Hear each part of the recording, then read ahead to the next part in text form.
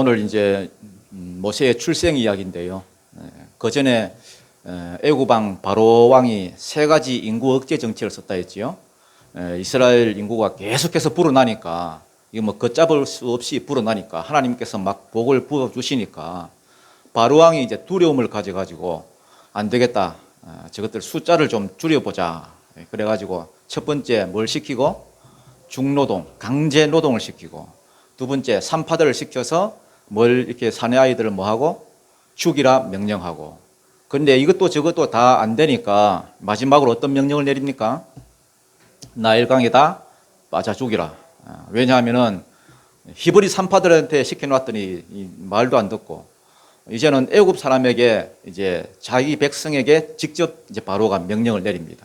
1장 끝절에 보니까 우리가 읽지는 않았지만은 그러므로 바로가 그의 모든 백성에게 명령하여 이르되 있습니다. 야, 모든 애굽인들은 들으라. 지금부터 히브리 남자아이가 태어나거든 무조건 다 나일강에 가가지고 뭐 해버리라. 던져버리라. 나일강에는 악어들이 굉장히 많이 살거든요. 오리온, 고래밥 이런 것처럼 악어밥이 되게 하라는 겁니다. 이판사판 막 공사판으로 아예 막 떼놓고 무터 죽이라는 거예요. 이건 분명히 여러분 사단의 전략입니다. 왜? 그래야 하나님의 약속이 안 이루어질 거니까, 실패할 거니까. 명령은 바로 왕이 지금 내리고 있지만은 그 뒤에는 분명히 어떤 죽음의 영이 그렇게 역사하고 있는 겁니다. 사단의 전략입니다.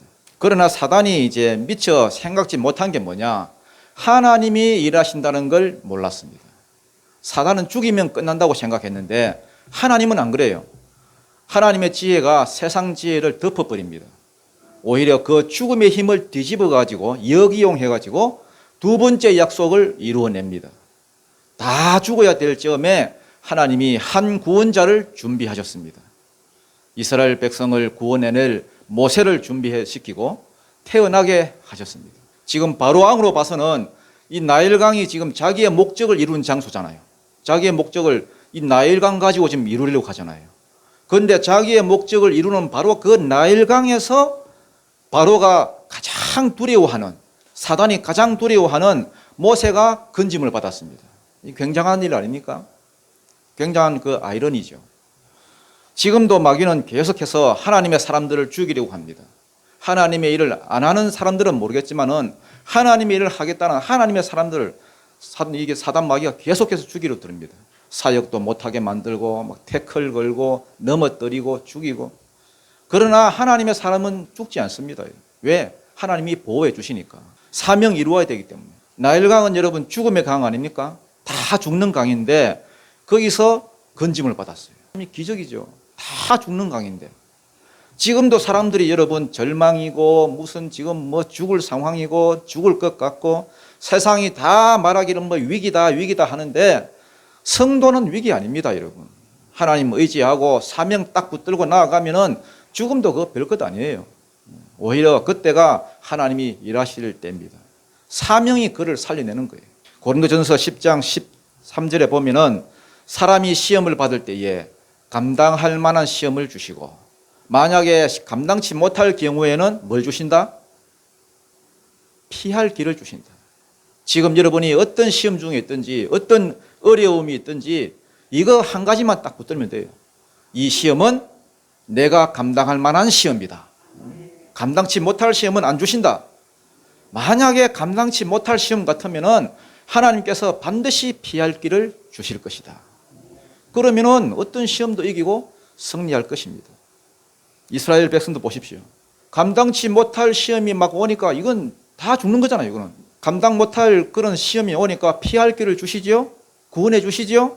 출애굽시키잖아요. 모세를 통해서. 먼저 오늘 이제 모세의 출생 이야기가 나오는데요. 1절, 2절 한번 읽어보겠습니다. 1절, 2절입니다. 시작.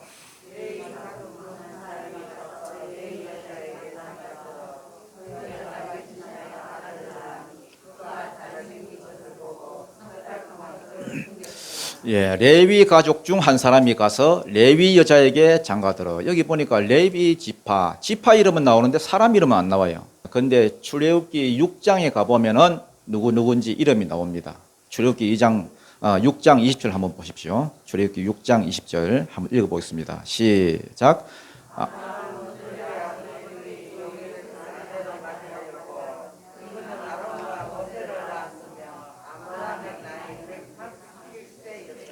자, 모세의 아버지는 누굽니까? 아므람. 어머니는 누굽니까? 요게벳. 레위지파 아므람, 레위지파 요게벳. 참고로 이 요게벳의 요자는 그 하나님의 이름인 야훼의 준말입니다.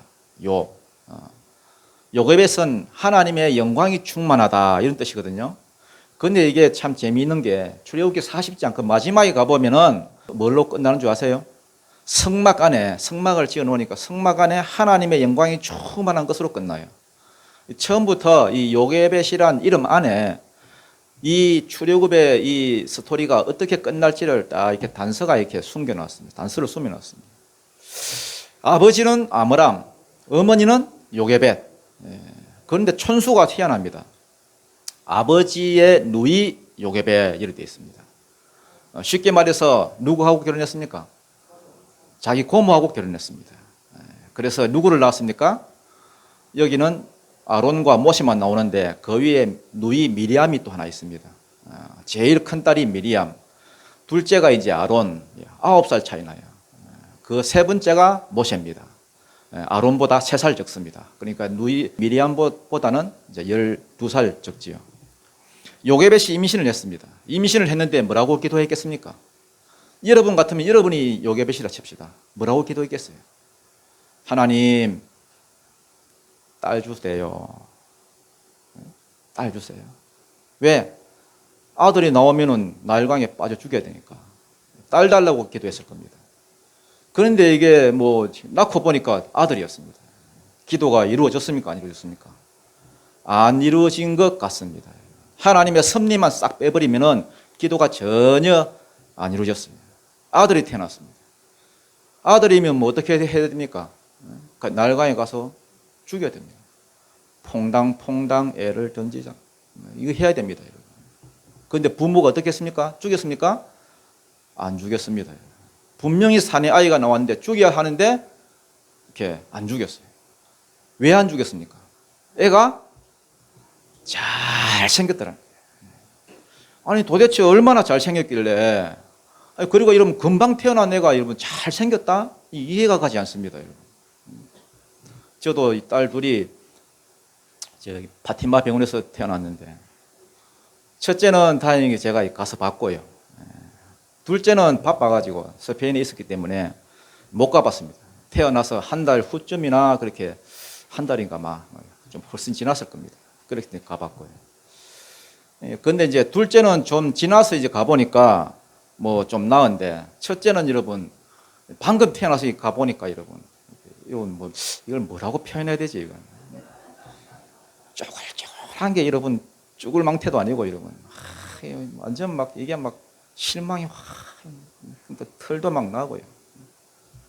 보러 갔더니 간호사가 여러분 다 이렇게 들고 보여주면서 막 예쁜 공주입니다 하는데 하나도 안 예뻐.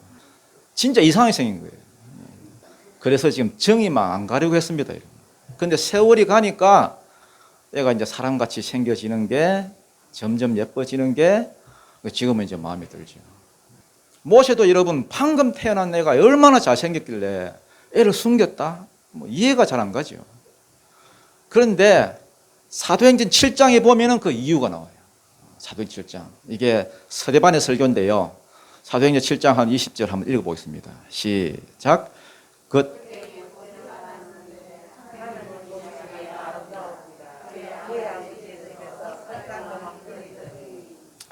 사람이 보기에 잘생긴 게 아니고요. 누가 보시기에 잘생겼다고요? 하나님이 보시기에 잘생겼다는 거예요. 그러면 하나님이 보시기에 잘생겼다는 말이 그 말이 뭐냐? 무슨 뜻이냐? 얼굴이 잘생겼다는 말이 아닙니다. 사무엘상 16장에 보면 분명히 하나님은 외모를 안 보신다 그랬습니다. 사람은 외모를 보거니와 나 여호와는 뭘 보느니라? 중심을 보느니라. 얼굴이 잘생겼다는 말이 아니라 중심, 하나님의 뜻이 있다는 말입니다. 그 속에 하나님의 뜻이 있다. 즉 사명자란 말입니다. 다른 말로 하면은 하나님 마음에 뭐한 자? 합한 자. 사도행전 13장에 나오죠. 내가 이새의 아들 다윗을 만나니 내 마음에 뭐한 자라? 합한 자라. 그 다음 예수님을 보고도 이는 내 사랑하는 아들이요 내 뭐다 했습니까? 내 기뻐하는 자다. 왜? 사명자로 태어났기 때문에 그리스도가 사명자라는 뜻이잖아요. 기름 부은 자, 이 사명자는 뜻이거든요. 말은 조금씩 다르지만은 뜻은 똑같습니다. 내 기뻐하는 자다, 내 마음에 합한 자다, 오늘 본부처럼 하나님 보시기에 잘생겼다. 이거 전부 다 사명자란 뜻입니다.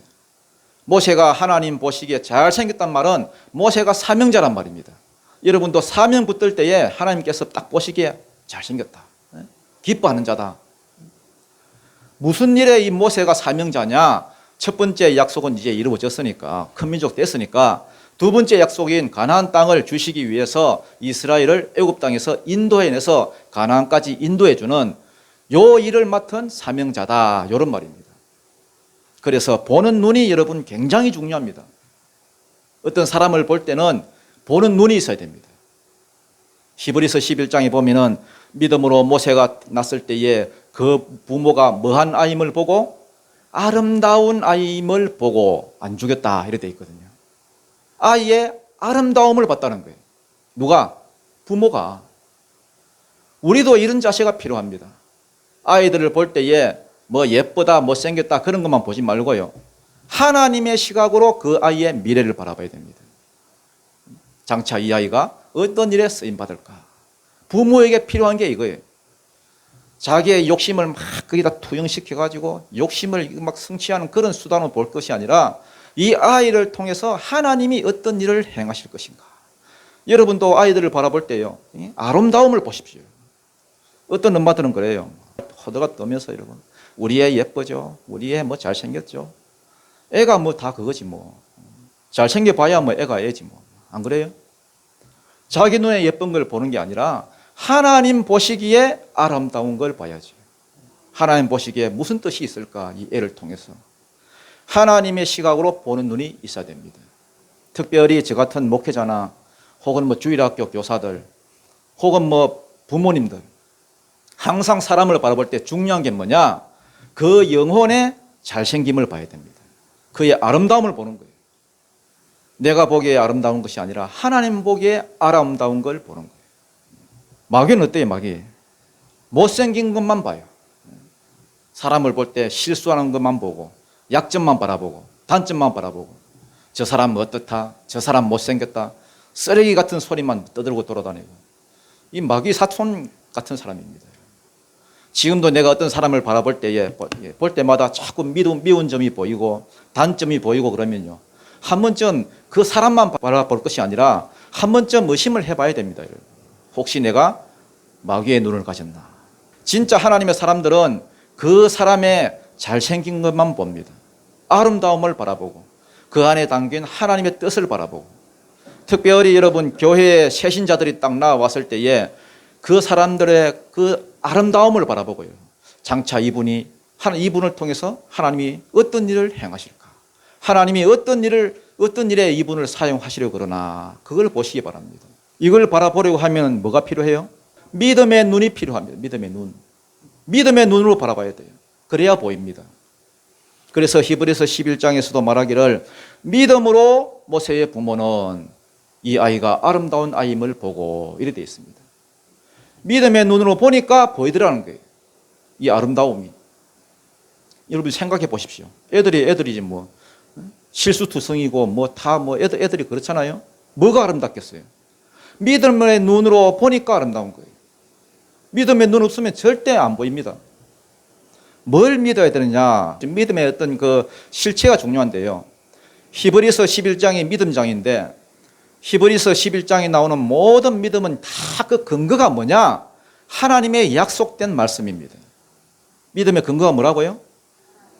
하나님의 말씀. 자기 확신이 아닙니다. 왠지 될 것 같다. 뭔가 이번 사업은 될 것 같다. 왠지 이번 시험에 합격할 것 같다. 왠지 이 여자가 내 아내가 될 것 같다. 이런 자기 확신이 아닙니다, 여러분.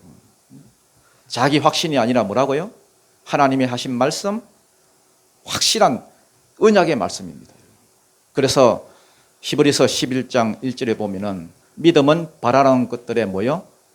실상이요, 보이지 않는 것들의 정근이. 이 말은 내가 믿음으로 어떤 것을 바라면은, 하나님의 약속을 믿으면은 그것이 실상이 되어버린다는 거예요. 그러면 예를 들어서 어떤 남자가 여러분 미스 코리아를 보고 저 여자가 내 와이프가 될 것 같다 하고 확신을 가지다 칩시다. 그러면 진짜 내 와이프가 됩니까? 99.9999999 막 당모해 주는 소리가 나면서 안 될 확률이 많습니다. 그러나 나는 확신이 없는데 만약에 여러분 하나님이 기도 중에 야, 저 여자가 네 아내가 될 것이다 하고 뭘 주셨다면은 약속의 말씀을 주셨다면은 처음에는 가서 차라도 한잔 할까요 하면은 여러분 어머머 별꼴이야 하고 거절하겠지만은 말씀에 의지해서 자꾸 여러분 가서 이렇게 찌르면 된다는 겁니다. 실상이 되어버린다는 겁니다. 히브리서 11장에 나오는 모든 선진들도 믿음으로 아벨은, 믿음으로 에녹은, 믿음으로 노아는 비 온다 했는데 비 보지도 못했는데 비 온다 그래서 방주 만들었더니 비가 와버리고요. 아브라함도 갈 바를 알지 못하고 그렇게 있을 때에 복 준다, 7가지 복 준다 하나님께서 말씀하실 때에 그거 믿고 갔더니 진짜 죽어요. 이게 전부 다 여러분 말씀을 붙들고 나갔더니 뭐가 돼버리더라? 실상이 돼버리더라. 그래서 믿음으로 모세의 부모도 아이가 태어났을 때에 아름다운 아임을 봤다는 말은 하나님이 말씀도 안 주는데 이상하게 내 애는 잘생긴 것 같은데 이상하게 야는 남다른 포스가 있어. 이 생긴 게 꼭 목회자 스타일 같아. 얘를 목회자로 길러야 되겠는데 이래가지고 세운 것이 아니라 하나님이 뭘 주셨다는 말입니까? 말씀을 주셨다는 말입니다. 기도하는 중에 야들아 아므람과 요게벳 부부야 내가 아브라함에 준 이 두 번째 약속을 이루기 위해서 이제 이스라엘 백성을 애굽에서 끄집어내야 되겠는데 그 일에 지금 야가 지금 수종될 사람이다. 그러니까 이 아이는 뭐 하지 말고 죽이지 말고 네가 최선을 다해서 뭐 해라? 키워라. 하나님이 약속을 주셨다는 거예요. 말씀을 주셨다는 거예요. 그래서 바로의 명령이 두려웠지만은 들키면 여러분 자기들 모가지가 달아납니다. 여러분. 죽습니다. 여러분. 근데 하나님의 말씀이니까 안 죽이고 야, 이 아이가 사명자구나 하고 석 달을 숨겼다는 거예요. 석 달을. 아마 여러분 모르긴 몰라도 애를 낳았는데도 배에 여러분 복대 같은 거 이런 복대 같은 막 감아가지고 여러분 배를 있는 대로 막 부풀려가지고 여러분 최대한 안 낳은 척. 야, 너 애 낳을 때 안 됐나? 예, 아직 8개월입니다. 지난번에 8개월 안 그랬나? 지난번에 7개월 그랬습니다.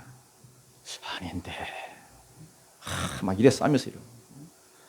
금방도 애 울음 소리 난 것 같은데, 그거 아론 울음 소리입니다. 왜냐하면 아론이 3살이거든요. 아론이 태어났을 때는 나일강에 빠져 죽는 명령이 아직 없었을 때니까 아직 살아있고요.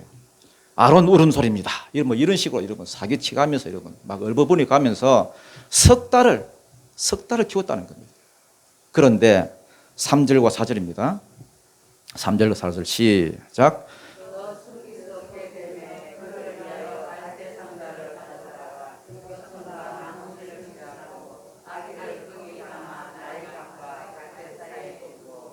그의 누이가 어떻게 되는지를 알려고 멀리 섰더니 석 달을 숨기니까 여러분 어떻게 되겠습니까? 계속해서 1년이 넘도록 이 복대를 메고 다닐 수도 없고요. 또 애가 여러분 막 울고 불고 여러분 울음소리도 막 엄청 커져가고 되나요? 막 뒤집기도 하고 막 기기도 하고 여러분 이래가지고 여러분 막 온 천지 사방에 돌아다니고 하니까 이건 뭐 사랑해도 문제, 뭐 미워해도 문제. 또 부모들은 또 뭐 해야 됩니까? 여러분? 일 나가야 됩니다. 여러분. 그러면 누이 미리암이 이거 봐야 되는데 12살짜리 미리암이 아론하고 모세하고 다 봐야 되는데 애를 숨기는데 한계가 있겠지요. 그래서 더 이상 숨길 수 없어서 이제 어떻게 합니까?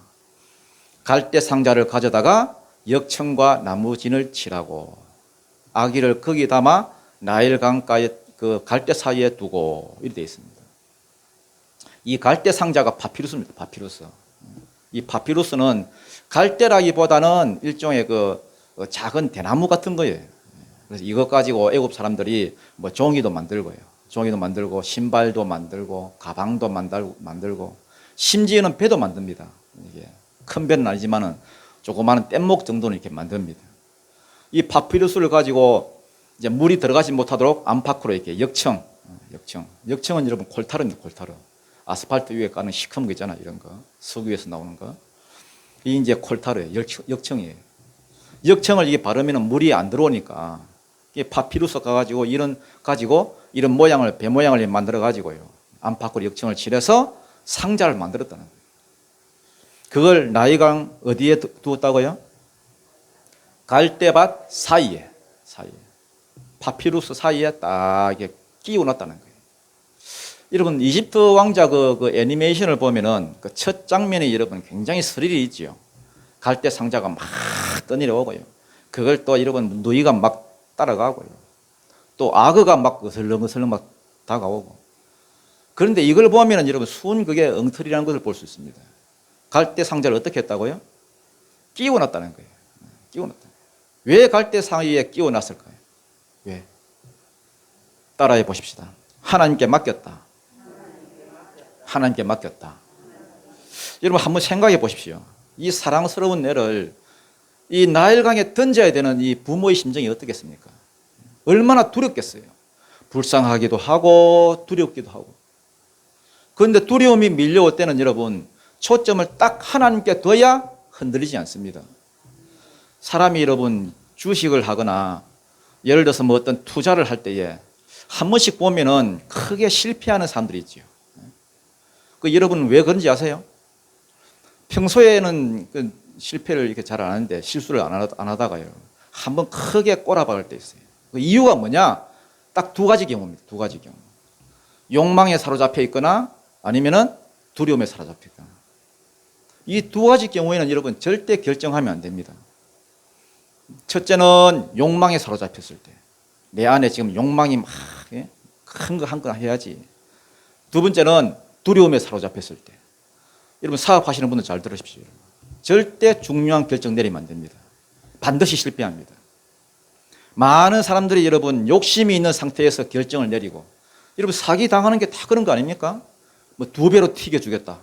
그래가지고 혹해가지고 여러분 투자했다가 날려버리고 아니면은 여러분 두려움 때문에 뭐 결정 내리고 보이스피싱이 다 그런 거 아니에요? 뭐 두려움 줘가지고 당황하게 만들고 욕심에 사로잡혀 있든지 두려움에 사로잡혀 있든지 떼돈 번다 이런 거 아니면 뭐 큰일 난다 이런 거죠. 마귀가 주로 사용하는 게 두 가지예요. 욕심을 줘가지고 무너뜨리고 두려움 줘가지고 또 무너뜨리고. 절대 여러분 중요한 결정 내리면 안 됩니다. 그때는 하나님께 딱 초점을 맞추고 기도하는 게 뭡니까? 기도하라는 말이 그 말이에요. 하나님께 초점을 맞춰요. 그럼 여러분 기도하는 시간 벌잖아요. 그래서 하나님께 맡기고 초점을 하나님께 둬야 제대로 된 결정을 내릴 수 있습니다. 사명자라고 하니까 하나님 말씀이 사명자라고 하니까 이 두 부부가 최선을 다해서 키울 수 있는 데까지는 키웠습니다. 그런데 뭐 언제까지나 숨어서 키울 수는 없고요. 어쩔 수 없이 이제 아이를 죽여야 되는데 이게 나중에 여러분 들키면은 일가족이 다 그냥 죽는 수가 있습니다. 어쩔 수 없이 죽여야 되는데 막 여러분 두려움을 가지고 막 두려움에 사로잡혀서 허둥지둥 되면서 그냥 될 대로 되라 하고 나일강에 던져버리는 게 아니고 뭘 만들었다고요? 갈대 상자를 만들었다는 거예요. 갈대 상자에 딱 넣어가지고 갈대 상자에 딱 이렇게 아무도 모르게 싹 끼워놨습니다. 누구에게 맡기는 겁니까? 하나님께 맡기는 거예요. 안 그러면 그냥 던져버렸지. 하나님, 이 아이는 하나님의 사명 이룬 데 있어서 수종들 사명자라 하셨습니다. 내가 키울 수 있는 만큼 최선을 다해서 키워왔고 이제는 나도 더 이상 어떻게 할 수 없습니다. 이제는 하나님께 맡길 테니까 하나님이 말씀하신 대로 이 아이를 살려주시고 양육시켜 주셔서 우리를 이 중노동에서 끄집어내는데 이 아이를 사용해 주십시오 하고 그냥 믿는 마음으로 하나님께 맡겼습니다. 하나님께 맡겼다는 증거가 뭐냐? 그 딸 미리암한테 시켰습니다. 야, 우리는 일하러 갈 테니까 네가 가서 이 아이가 어떻게 되는지 좀 지켜봐라. 그래서 미리암이 여러분 뒤에서 이렇게 지금 이렇게 지켜보는 겁니다. 하나님이 어떻게 역사하실까 이렇게 생각하면서 5절 6절 한번 읽어보죠. 5절 6절입니다. 시작.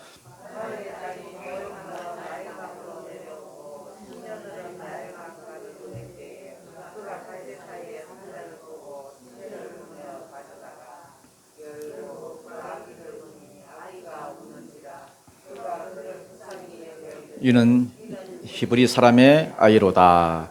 자, 이게 참 재미있는 게요. 지금 이제 현재 지금 바로 왕이 누구냐 하면 두트모스 1세입니다. 역사적으로 봤을 때는 이 두트모스 1세는 아들이 없고 딸만 달랑 하나 있었어요.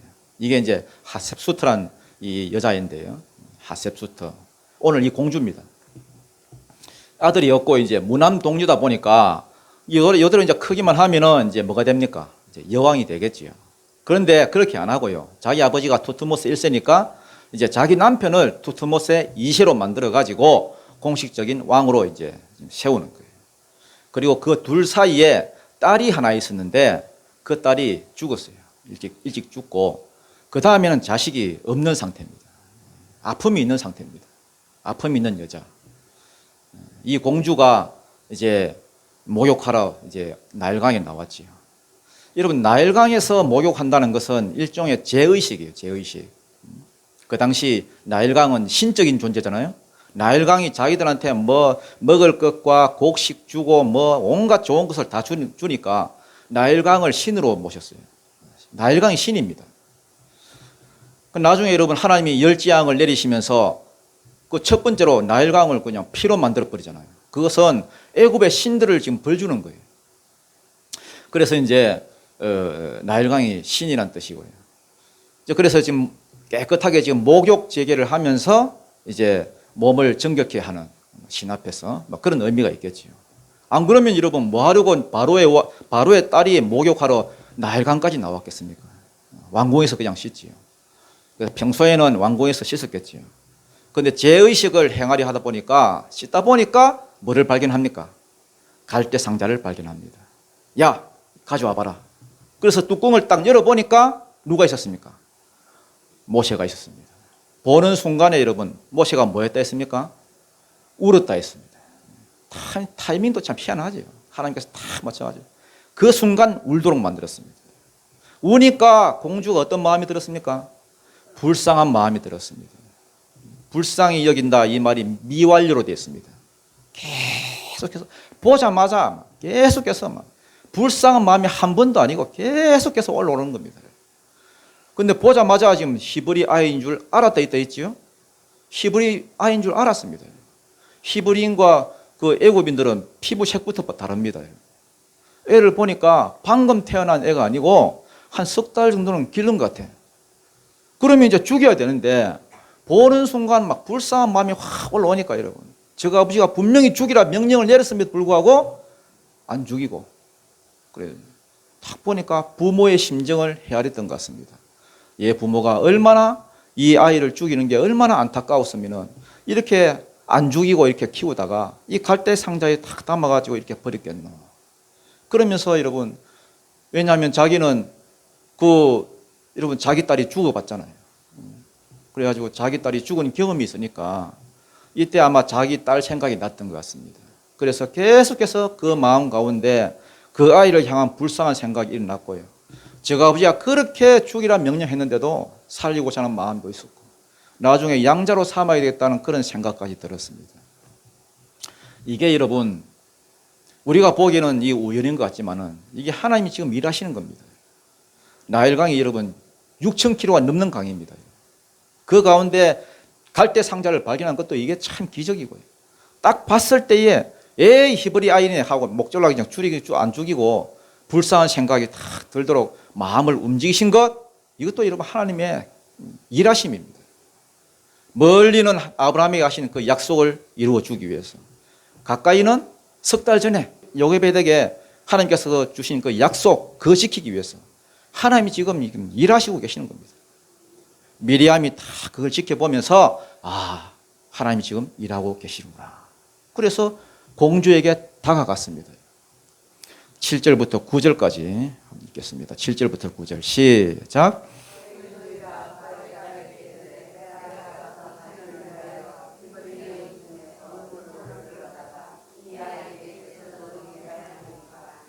바로의 딸이 그에게 이르되 가라 하매 그 소녀가 가서 그 아기의 어머니를 불러오니 바로의 딸이 그에게 이르되 나를 위하여 젖을 먹이라 내가 그 삭슬 주리라 여인이 아기를 데려다가 젖을 먹이더니 자 미리암이 이제 그 누이 미리암이 그 공주에게 탁 다가가서 그러고 이제 이렇게 말을 합니다.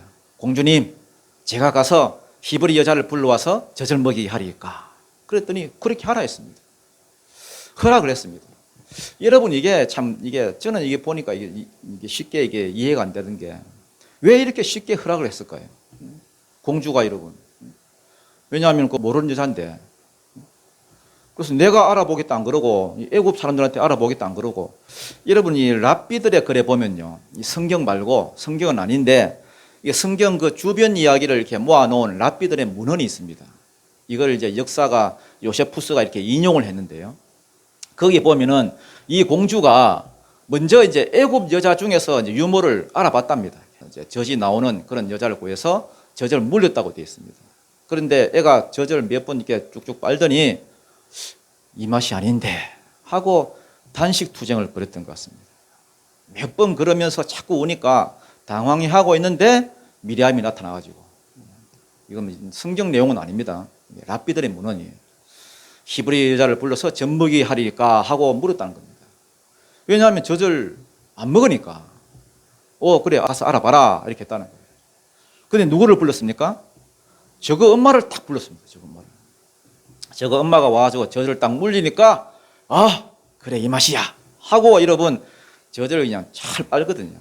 그러니까 이 공주가 뭐라고 하냐면은 9절에 보니까 바로의 딸이 그에게 이르되 이 아기를 데려다가 나를 위하여 젖을 먹이라. 내가 그 삭슬 주리라. 아예 데리고 가라는 겁니다. 데리고 가라. 데리고 가서 나를 위하여 뭘 하라? 젖을 먹이라. 키워달라는 거죠. 젖을 먹인다는 말이 야나크인데요. 이 야나크란 말은 젖을 먹인다는 뜻도 있지만은 양육하다 이런 뜻도 있어요. 네가 이 애를 뭐 해라? 양육해달라는 거예요. 왜냐하면은 엄마 젖만 자꾸 찾으니까 왕궁에 뭐 데려갈 수도 없고 그러면서 네가 이 아이를 양육해 주면은 내가 뭘 주리라? 삭슬 주리라. 여러분 이거 보십시오. 여러분 모세의 부모 이 아므람과 요게벳 물론 뭐 석 달 동안 여러분 키우느라고 정말로 힘들었을 것입니다. 정말 힘들었을 거예요. 자기들 모가지를 내놓고 막 키웠으니까 힘들었을 거예요. 그러나 하나님 말씀에 순종하다가 여러분 복을 받은 거예요. 하나님이 주신 은혜지요. 그 다음에 양육비도 받고 바로왕의 공주 그 아들을 키우니까 그건 중노동도 안 해도 되고 무엇보다도 이스라엘을 애굽에서 인도에는 위대한 지도자의 부모가 여러분 됐습니다. 여러분 머리로 이해가 되든지 안 되든지 말씀에 순종하는 습관을 들이십시오. 여러분. 언제 어떤 말씀에 순종하다 여러분 하나님께서 역사하실지 모릅니다. 하나님께는 영광이 될 것이고 여러분에게는 복으로 돌아올 것입니다. 그런데 이거는 여러분 하나님의 은혜기도 하지만은 한편으로는 숙제이기도 합니다. 무슨 숙제겠습니까? 모세에게 정체성을 가르치는 거예요. 왜냐하면은 언제까지 자기가 데리고 살 수는 없으니까 예를 들어 여러분 젖 뗄 때까지만 이렇게 키운다 하더라도요. 그 전까지는 여러분 정체성과 자아의식을 분명히 심어줘야 됩니다. 나중에 공주한테 가더라도 바로 왕궁에 살더라도 모든 세상 학문과 세상 신들 섬기는 그 자리에 있다 할지라도 자기가 하나님의 사명자로서 하나님 나라의 부름을 받은 일꾼으로서 사명을 감당해야 되겠잖아요. 그러니까 그때까지는 정신없이 여러분 아이에게 정체성을 심어주고 자아식을 심어주고 히브리라는 일이라는 사실을 심어주고 이게 여러분 숙제입니다. 숙제. 하나님이 여러분들에게 자식을 맡긴다는 것은 여러분에게 숙제를 주는 거예요. 하나님 백성으로 잘 키우도록. 왜냐하면 이 요게벳이 왜냐하면 자기가 본 겁니다. 뭘 받느냐? 자기가 키우다 못해서 도저히 못 키워서 하나님께 이 아이를 맡겼더니 하나님이 안 죽이시고 기적적으로 다시 자기 품에 안겨주는 걸 보면서 야 맞구나. 이 아이가 사명자가 맞구나. 그래서 자기는 확신을 하는데 이걸 이 아이한테도 어떻게 하면 이걸 확신을 시키느냐. 이게 여러분 숙제가 됐습니다. 여러분 지금도 그 유대인들은 애를 낳고 이렇게 젖을 이렇게 물리면서 그때부터 여러분 글을 읽든지 못 읽든지 여러분 이렇게 쉐마 교육, 말씀 교육을 시킵니다. 그 내용이 신명기 6장 5절이잖아요. 신명기 6장 5절부터 보면은 쉐마 이스라엘아 들으라. 그러면서 여러분 우리 하나님이 여호와는 오직 유일한 여호와시니 너는 마음을 다하고 뜻을 다하고 힘을 다하여 네 하나님 여호와를 사랑하라. 그러면서 쭉 나오잖아요. 이런 걸 여러분 이렇게 탁 가슴에다 새겨가지고요. 글로 써가지고요. 이걸 보면서 젖을 빨도록 만듭니다. 우리 생각에는 뭐 어린 게 뭘 알겠노? 이래 싶어도요. 여러분 육신이 어린 것이 영은 어린애가 아닙니다. 여러분. 옛날에 여러분 그 MBC 그 다큐인데 한번 나왔잖아요. 낙태를 하기 위해서 여러분 집게가 이렇게 툭 들어가는데요. 그 애가 피하더라고요. 애가 어떻게 알고 피하느냐? 그 영이 피하는 겁니다. 마리아가 여러분 예수님을 임신했는데 그 친척 그 엘리자벳을 찾아갔지요. 찾아갔을 때에 엘리자벳의 뱃속에 6개월 먼저 임신한 세례 요한이 딱 들어앉았는데 마리아의 뱃속에 있는 예수를 알아보고 뭐 했다 했습니까? 기뻐서 막 뛰놀았다 했습니다. 애가 막 발분을 치다는 거예요. 아니 무슨 태아가 눈이 있어가지고 저거 엄마 뱃속을 뚫고 남의 엄마 뱃속에 있는 애를 보고요. 반응을 합니까? 말도 안 되는 소리지. 그 영이 보는 겁니다. 영이. 따라합시다. 영은 안 어리다. 여러분 이 꼭 명심하십시오. 영은 늙지도 않고 어리지도 않습니다. 영은 영입니다. 그래서 유대인들은 어릴 때부터 여러분 알아듣든 못 알아듣든 젖 먹일 때부터 율법을 가르칩니다. 그리고 토라가 모세 오경이죠. 이 토라를 학교 가기 전까지 거의만 귀에 못이 박히도록 읽힙니다.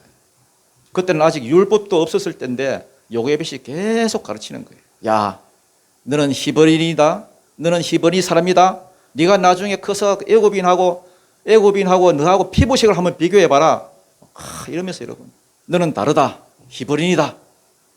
네가 태어났을 때 하나님이 너를 사명자라 했다. 우리 조상 아브라함에게 큰 민족을 이루게 하시고 그걸 위해서 여기 왔는데 이 두 번째 약속이 이제 가나안 땅인데 가나안 땅으로 가야 되는데 그 일에 너를 쓰신다 했다. 얘야, 지금 바로왕 밑에서 강제 노역에 지금 시달리고 있는 저 사람들을 봐라. 저 사람들이 너의 백성들이다. 그러면서 여러분 이걸 여러분 막 애한테 막 사상이 되도록 계속해서 교육을 시켰다는 거예요. 여러분 잠언서 22장 6절에 있는 대로 마땅히 행할 길을 아이에게 가르치라. 그리하면 늙어도 그 길을 뭐하지 않으리라? 떠나지 않으리라. 어릴 때 마땅히 행할 길을 가르쳐야 됩니다. 아이들 신앙교육 그래서 중요한 겁니다. 우리는 늘 신앙은 뒷전이잖아요. 늘 신앙은 뒷전이에요. 애는 사랑해. 애는 막 너무너무 사랑해. 애들 사랑한다 하면서도 신앙은 뒷전이고 공부해라 하면서도 신앙은 또 뒷전이고 공부만 중요합니까? 공부 끝나면 취업한다 그러면서 또 신앙은 뒷전이고 자꾸 밀려나요 신앙은. 그 다음 또 승진한다 그러면서 또 신앙은 또 뒷전이 돼. 결혼하면 애 낳잖아요. 육아는 쉽나요? 애 들고 잠도 못 자고 정신 없잖아요. 그럼 또 육아하느라고 신앙은 뒷전을 밀려요. 그 다음 돈 번다 그러면서 신앙은 뒷전이고 뭐든지 신앙은 뒷전이라. 늘 눈앞에 닥치는 그 일만 해결하려고 하고 이렇게 되면은 10년 20년 금방 갑니다 여러분. 애 하나 키워놓으면 10년 20년 훌쩍 지나가요. 완전 여러분 방전돼 버려요. 이 사람 여러분 끝장난 인생입니다. 여러분. 고스란히 자기 자식을 사단한테 다 뺏겨버리고요. 하나님의 자식을 자기한테 맡겨놨는데 사단한테 뺏겨버려요. 여러분. 어둠이 그 사람 잡아갈 거고요. 세상의 압박을 감당할 능력이 없습니다. 여러분. 무슨 일 생기면 갑자기 막 무너져 버리고요. 갑자기 자살한다 그러고 갑자기 여러분 폐인되는 수가 벌어집니다. 어떤 교회에 이런 분이 있었습니다. 부모가 믿기는 믿는데 정말로 거지같이 믿는 집안입니다. 애를 너무 사랑해가지고 뭐든 여러분 신앙은 뒷전이에요. 애한테만 막 헌신. 애 돌보느라 교회도 안 나오고 여러분. 늘 눈앞에 닥친 일만 하고 인간의 힘으로 해결하려고 하고 그러다가 문제가 왔는데 신앙적인 내공이 없으니까 감당을 못하는 거예요. 공부는 잘해가지고 대기업에 취직은 됐는데 적응을 못하는 거예요. 애가 막 압박감을 못 견뎌요. 신앙이 있다면은 하나님 붙들고 막 견뎌나갈 건데 얼굴을 보니까 애가 병색이 돌아. 스트레스를 받아가지고. 의지할 데가 없으니까. 그런데 부모로서의 체면은 또 있으니까. 주변의 시선, 뭐 좋은 데 취직했다, 대기업 갔다, 이런 거. 지금까지 쏟아부은 노력, 이런 게 있으니까 견디질 못하는 거예요. 그래서 견디다 못해 쓰러져 버렸어요. 우울증에다가 거식증까지 와가지고, 이 엄마가. 다 허물어져 버렸어요. 그래서 정말 오랜만에 교회에 나왔는데 거의 폐인이 됐어요. 그때 가서 사람들이 집사님, 권사님 그러니까요. 이 엄마가 우는 거예요. 하나님 앞에 회개한다 그러고요. 회개하시라고. 회개는 하는데 그 아들 여러분 회복이 되겠어요, 그게? 애들은 금방금방 크는데. 왜냐하면 자기 따지는 모든 걸 다 걸었거든. 그 애한테. 모든 걸 다 성공했거든. 그런데 신앙을 자꾸만 뒤로 미루다 보니까 텅 빈 인생이 되어버렸어요. 여러분, 남 얘기 아닙니다, 여러분. 우리들 얘기고, 이거 여러분, 우리 주변에서 되게 많이 봐요. 자식들 자랑하다가 여러분, 한동안 말이 없는 분들이 있죠. 다 그런 분들이에요. 교육은 부모가 시키는 게 아니에요, 여러분. 제일 어리석은 사람이 애 잡아놓고 부모가 공부시키는 거예요. 제일 어리석은 사람. 스승한테 맡기는 거예요.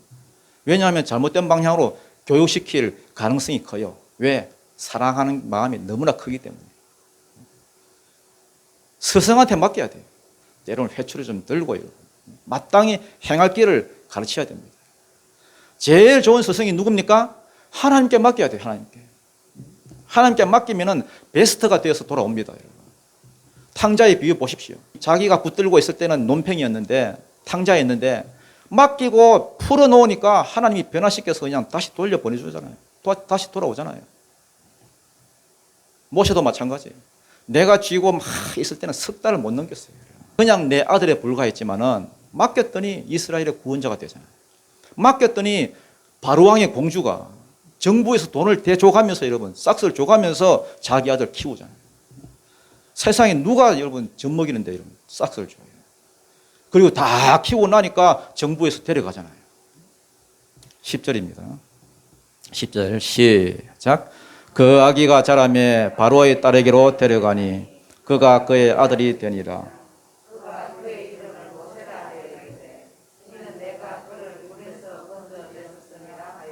자, 아이가 자랐다는 말은 단순히 저절됐다는 말이 아니고요. 이게 이제 아까도 말했듯이 양육시킨단 말이죠. 양육이 다 끝났단 말입니다. 양육 끝나고 이제 막 정체해서 딱 시기 심어주고 다 자랐을 때는 말입니다.